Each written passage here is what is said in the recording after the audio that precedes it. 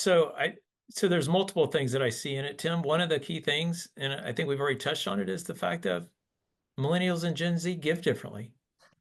Without teaching and without discipling, they're not, they look at they have a portfolio. One of the conversations I had in the meeting right before this, a guy was talking about the fact of, there's a lot of Gen Z and millennials who set aside 10%, but at the end of every month, they go decide where they're going to give the money. It's not an automatic that anything's going to go to the church. And so if we don't change that level of conversation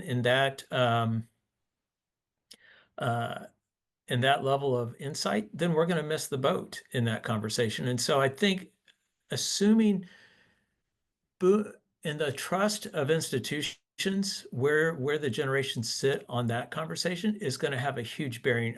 I know more boomers distrust the church today because of all the scandals and everything else than what was there before, but they started out trusting. And even when I was young, when you were young, Tim, I mean, we're old now, we're both boomers. We trusted the church. We trusted the church to disperse Mhm. the funds the way that the church decided to disperse the funds. Gen Z and millennials, they're not believing that today, and I don't believe they're going to change that without teaching and discipleship. And so that's where their income may get to the point where they could replace it, but their giving patterns and how they give today without that changing will not replace a boomers and Gen X giving.